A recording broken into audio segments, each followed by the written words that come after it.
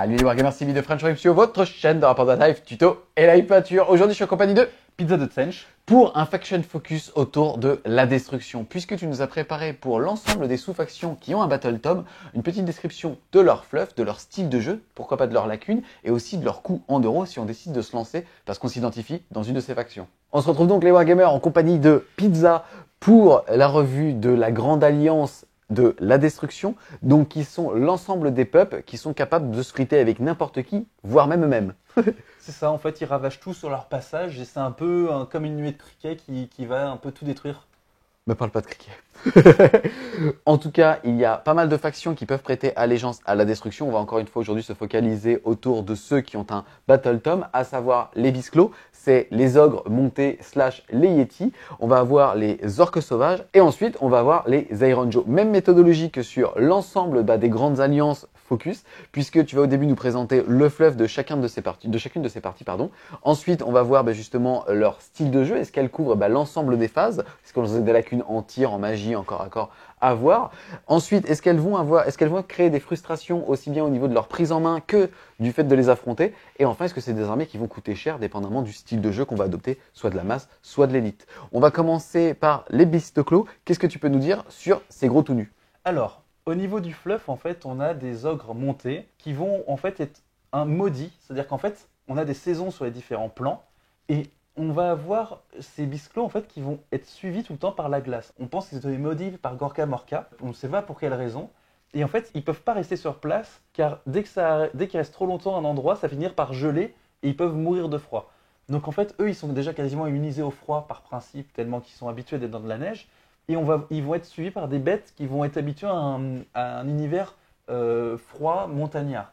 Donc on va avoir les bisclos, donc les ogres suffisamment balèzes pour monter, soit le plus petit c'est un rhinox pour donner une idée, et le plus gros on est sur des stonehorn ou Des mammouths en fait. sur des sortes de mammouths. Et ils vont être accompagnés donc de chasseurs avec leurs dents de sabre, des yétis, etc. Au niveau du style de jeu, alors de ce que tu dis, c'est quoi? C'est quand même une armée principalement basée sur le corps à corps. Alors c'est une armée où on va avoir déjà très peu de magie. En fait la magie il faut aller chercher un allié. Donc c'est vraiment une armée de full sans magie. On va avoir un tir très particulier, donc on a quelques héros qui ont des tirs d'arbalète et on a les Thunder Tusk qui ont une sorte de tir très particulier parce qu'en fait c'est une sorte de mortel à distance qui touche auto, donc ça ressemble presque à un sort mais c'en est pas un. Et donc ça va être quelque chose de très violent au corps à corps. Donc on va voir un papa sur Mammouth, donc le Frostlord sur Stonehorn. Je me souviens d'un tournoi où il m'a tué un pack de 20 ou 35 gore en une charge, juste une phase de combat. Donc c'est quelque chose qui va être très très violent dès que ça va toucher l'adversaire. On est sur une armée très élitiste. On peut faire une liste avec moins de 10 figurines. Donc c'est vraiment quelque chose de très spécial à jouer. C'est je dirais celui le moins nombreux normalement sur table. Même le Stormcast, ils sont en surnombre. Donc voilà, c'est très particulier à jouer. Ça peut être compliqué quand on a des objectifs dans son camp. Mais c'est vraiment une façon originale de jouer. Et sur le principe, moi, c'est quelque chose que je trouve séduisant. D'accord. Au niveau des différentes frustrations qu'on pourrait trouver, tu l'as dit, hein, donc il n'y a pas de magie. Donc est-ce que ça veut dire que quelqu'un qui va chier beaucoup de mortels par tour va être capable de nous frustrer? Ou est-ce qu'au contraire, on va systématiquement avoir les armes par la létalité et l'agressivité sur table de ce genre d'armée, de pouvoir justement contrebalancer cette vapeur-là? Alors c'est une armée assez rapide, donc déjà vous pouvez être hors de portée de magie par exemple et aller l'attaquer. On a le Stonehorn qui est un peu le fer de lance, qui en plus a une règle spéciale qui divise par deux les dégâts subis par la magie. Donc là-dessus, on a des choses pour pouvoir lutter contre. Là où ça va être un peu frustrant, c'est qu'il y a les nouveaux sorts permanents qu'on ne peut pas trop lancer. Donc ça, c'est un peu gênant parce que ça bloque des nouvelles combos qui auraient pu arriver. Donc il faudra qu'on aille chercher Il y a des très bons mages en alliés, donc on peut quand même en faire. Et d'ailleurs, les alliés de la destruction, c'est quoi? Eh ben, les alliés, donc, ce sont en fait d'autres entrées de destruction. Donc ça peut être des ogres, on peut mettre un boucher ogre. On a l'émissaire gobelin qui était sorti pour ma ligne portante. Qui est vraiment excellent comme personnage. On a -2 pour le toucher au tir. Enfin voilà, c'est vraiment excellent comme personnage. Ça peut faire un gardien de but, hein, justement, par rapport à certaines ça peut tenir des objets, ça peut lancer des sorts de boost, etc. Donc c'est quelque chose qui peut être très intéressant. Donc là-dessus, on a quand même des réponses pour pouvoir gérer tout ça. Donc là, tu nous parles de gros mammouths, de grosses entrées. À quoi va ressembler une armée, soit en 1000, soit en 2000 points finalement? Alors, en 1000 points, on peut avoir 1 à 2 mammouths. Si on a 2 mammouths, on aura juste 2 petites lignes pour faire. Ou alors un des mammouths qui peut être une ligne. Je pense les mammouths qui ne sont pas héros sont en ligne si on est entièrement en bisclos. Donc on peut vraiment avoir une unité vraiment que du gros avec juste ce qu'il faut de finesse pour avoir un petit punch. Ou alors on peut avoir quelque chose un peu plus équilibré avec, je pense en 2000 points, on est souvent 2, 3 gros. Et après par exemple on peut avoir des chasseurs avec des dents de sabre pour avoir un peu de contrôle de terrain moins cher. On peut mélanger des choses, après on reste quand même sur des choses très corps à corps. Le but c'est d'aller très vite dans le combat. On peut faire des listes où on a nos 2000 points d'armée qui sont tout 1 dans les lignes adverses. D'accord, putain, ça c'est assez stylé. Au niveau justement des frustrations, bah, ça va un petit peu avec ce genre de style de jeu qui est plutôt très agressif. Qu'est-ce qui va pouvoir bah, justement complètement contrecarrer le plan de ce genre d'armée ou au contraire bah, complètement s'écrouler face à eux? Donc les armées qui vont avoir quelques unités d'élite qui vont avoir du mal à protéger, les Bisclos sont très bons contre. Le problème c'est quand ils commencent à arriver face à des packs de hordes et qui n'ont pas assez de dégâts pour les tuer et qui n'ont pas assez, en fait, ils n'ont pas assez de durée dans le temps pour y survivre. Je pense qu'on tombe face à du 40 squelettes immunisés au moral, on tombe pas de niété. Et derrière les 40 squelettes, eux, vont nous picorer nos PV et en fait, on va être vite dégressif. C'est vrai puisqu'il faut quand même que tu précises que les mammouths, ou en tout cas qu'on est sur l'armée avec le plus de profils avec des paliers dégressifs. C'est ça. En fait, chacune de nos grosses figurines, dès qu'elle va perdre des PV, elle va perdre en efficacité. On a quand même des exceptions. Le Frostlord, la personne qui est dessus ne perd pas de caractéristiques, ce qui fait que le Frostlord est vachement intéressant sur un Sunhorn. Mais on est quand même une armée qui va. Chaque PV perdu peut être un peu difficile à gérer. Et du coup, on va être une armée qui va être sur je table rase l'adversaire ou je ne table rase pas. Donc, sur une armée qui est prévue pour ne pas être table rasée, ça peut être frustrant. Je pense aux Fire Slayer qui ont une 4+ relançable et derrière qui ont une annulation des blessures sur du 4. Ça va être très dur de les tuer et dans ce cas-là, ça peut être frustrant là-dessus. Il faut savoir quand même que dans l'ensemble, l'armée a baissé en points en V2 et du coup, l'armée qui avait disparu des tables de jeu pourrait revenir en fonction aussi de la méta, comment elle évolue. C'est rigolo parce qu'on est quand même sur un style de jeu ou en tout cas un format d'armée très exotique qui ne ressemble à aucun autre. En fait, le fait de pouvoir avoir des gros mammouths finalement que 4-5 figurines, même en 2000 points, c'est quand même quelque chose d'assez rigolo. En termes de style de jeu, de nervosité, ça peut être une très bonne armée récréative. Et est-ce que ça coûte cher justement alors en termes d'euros? Justement, c'est une armée qui est finalement très économique. Puisque par exemple, on prend le start collecting, donc c'est 65 € en start collecting, on est à 800 points d'armée potentiels dedans. D'accord. Dont 2 lignes. Donc en fait, on met juste un perso à 200 points, on met une petite unité, etc. On a notre armée. D'accord, ouais, donc pour 90 € limite, on peut commencer à jouer quoi. Pour 90 €, mais on a plus de 1000 points pour 90 €. Pour 130 €, donc 2 start collecting, on a de quoi jouer entièrement en 1000 points et on peut faire quelques variantes puisqu'on a aux alentours de 1200 points d'armée. Outre le côté économique, c'est une armée, au final, on peut prendre du temps pour le modélisme, on a peu de figurines, et pour les joueurs qui débutent, du coup c'est une armée que je trouve vraiment sympa, puisque déjà on a peu de figurines, donc si on veut prendre le temps pour apprendre à peindre, faire différentes textures, il n'y en a pas tant que ça, mais on a des peaux, du pelage. C'est exactement ça. Ça se prête très bien au brossage à sec pour apprendre à peindre bah, justement les mammouths et pour la peau bah, aussi parfait pour commencer à faire des dégradés, des linings, des lavis, ce genre de choses. Et surtout, on peut vraiment prendre le temps pour chaque figurine, on a l'impression de faire avancer l'armée. Ça peut pas vraiment bloquer en se disant il me reste encore tant de figurines à peindre, moi je veux jouer tout de suite. Voilà, c'est une armée qui je trouve très pratique pour le débutant, pour des personnes qui veulent faire ce plaisir. Après, au niveau compétitif, c'est quand même une armée qui, quand on la connaît, est assez prévisible, puisqu'on est quand même limité sur du corps à corps et un peu de tir particulier. Donc c'est une armée qui est pas la plus compétitive, mais qui est vraiment très intéressante pour débuter ou pour du modélisme. Autre armée bah, avec un style de jeu très agressif et très intéressant en tout cas, puisqu'elle est on va dire à l'extrême d'un axe, c'est les Iron Joe. Alors les Iron Joe, voilà, on a un mage et tout le reste c'est que du corps à corps. Pour ceux qui ont l'image encore des orques battle, il faut savoir que l'orque noir, qui était quand même l'orque le plus gros qu'on avait à battle, là c'est le plus petit orque. Donc en fait, ce sont tous du format orque noir. Et après on a des autres qui sont plus gros, qui commencent à être les brutes, qui sont vraiment particulièrement forts. Et on va en voir après au-dessus le méga boss, tellement lourd que même un sanglier peut plus le porter. Et du coup, il est obligé de monter sur le macrochat, qui est une sorte d'énorme vouivre gonflé aux stéroïdes. Voilà. D'accord. Donc on est clairement sur une stratégie tout dans ta gueule, tour 1. Alors voilà, c'est une armée qui est vraiment très à thème. Je fonce dans le corps à corps. Je suis assez résistant, j'ai beaucoup de PV, je suis pas tuable comme ça. Ils ont quand même pas mal d'attaques, environ toute l'armée est Reine -1, donc pénétration d'armure -1. Donc voilà, ça reste quelque chose assez efficace au combat. Est-ce que c'est mobile? C'est mobile, ça peut aller bouger très vite. Vraiment des capacités qui vont pouvoir les accélérer. Donc c'est une armée de destruction très rapide. D'accord. Euh, En termes de style de liste, qu'est-ce qu'on va retrouver en 1000 points, en 2000 points? Est-ce que c'est pas mononeurone dans le sens où est-ce que c'est pas une seule façon de jouer qui peut, mine de, être très frustrant pour la personne pour le coup qui l'a en main? Alors, c'est une armée qui est très fun à jouer, mais je dirais pas en armée régulière où on joue toutes les semaines avec, parce qu'on retombe toujours sur un peu la même stratégie où je fonce. Si je rebondis sur les lignes adverses, je meurs. Ou si je me prends une phase de tir trop importante, je meurs. Par contre, si jamais je tape, l'ennemi peut être détruit d'un coup, et dans ce cas-là, il n'y a plus trop de parties derrière. Donc c'est une armée un peu particulière là-dessus. Surtout, c'est chaque unité, au final, fait à peu près le même travail, mais avec un coût différent, une vitesse de déplacement différent.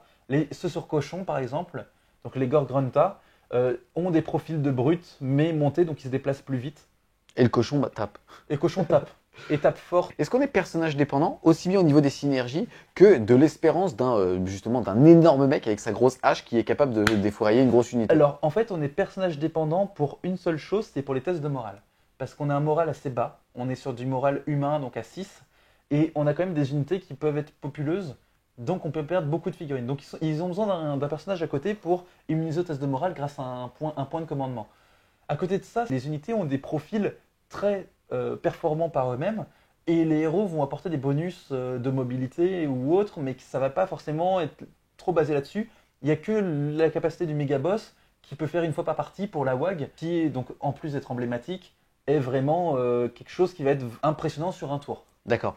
En termes de constitution de liste, est-ce qu'on est quelque chose de variable ou est-ce qu'on est systématiquement sur une ligne frontale qui avance tout droit et qui est systématiquement constituée, je sais pas, d'une grosse unité de sanglier, d'un gros personnage sur monstre? Voilà. Qu'est-ce qu'on va retrouver dans la liste et qu'est-ce qu'on peut, où est la latitude là-dedans? Donc ça dépend du style de jeu qu'on veut. Sur une optique un peu plus compétitive, on va passer sur du Hard Boy ou du Gorgrunta, donc soit les petits orques, soit les orques sur sanglier. D'accord. Au niveau donc de frustration, quand on joue, comme tu l'as dit, ça peut être assez répétitif, donc pas forcément une bonne armée principale. En termes de modélisme, par contre, on n'est que sur des figurines de nouvelle génération qui sont vraiment, vraiment séduisantes. Alors, c'est une armée par exemple avec laquelle j'avais hésité à commencer et qui est vraiment au niveau visuel magnifique. À côté de ça, on a quand même une gamme assez pauvre en figurines. C'est une armée qui va être très bien sur du format 1000 points, 1200, 1500, mais dès qu'on va monter sur des formats plus importants, qui va s'essouffler, puisqu'on va toujours répéter les mêmes entrées. Donc c'est ça qui va vraiment poser souci, à voir si ils finissent par ressortir des figurines pour compléter la gamme, et dans ce cas-là, on pourra totalement reconsidérer toute la façon de jouer des Iron Joe. D'accord. Donc au niveau de son coût, mine de, parce qu'on est sur de l'orque, donc nous on s'imagine que c'est pas cher. Finalement, ça reste des gros orques. Est-ce qu'on est sur une armée qui est populeuse et si oui ou non d'ailleurs, est-ce qu'on est sur une armée qui coûte cher en euros? Oui, on peut jouer que de la masse, après on peut aussi jouer que de l'élite. Les brutes sont par 5, les Gorgrunta par 3. On peut faire que des cochons avec un macrochat. On peut faire des trucs vraiment très élitistes. On est vraiment sur un format assez proche du Stormcast au niveau des coûts. Donc au final, on reste quand même sur quelque chose assez élitiste. On a de la 4 plus partout, 2 PV minimum. Donc c'est vraiment format Stormcast. Et même au niveau, je dirais, de Game Workshop, c'est un peu la vitrine de la destruction. Donc dès qu'on a des packs, pour chaque allégeance en règle générale, on a des packs promotionnels pour les Iron Joe. On en a eu pour Escarmouche. On en a à chaque fois qu'il y a un pack qui sort, on a de l'Iron Joe. Dès que c'est de la destruction, c'est un peu l'archétype destruction.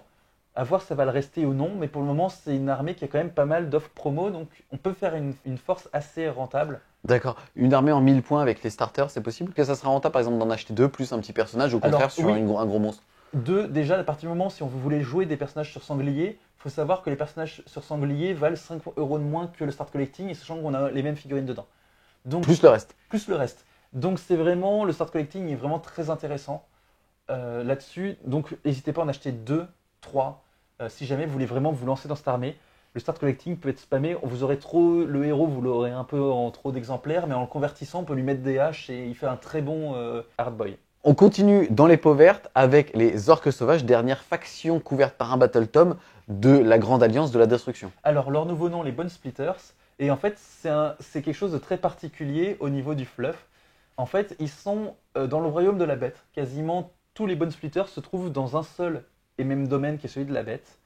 Et en fait, on a des peaux vertes qui ont quasiment fusionné avec la force de la WAG, cette sorte de force un peu magique.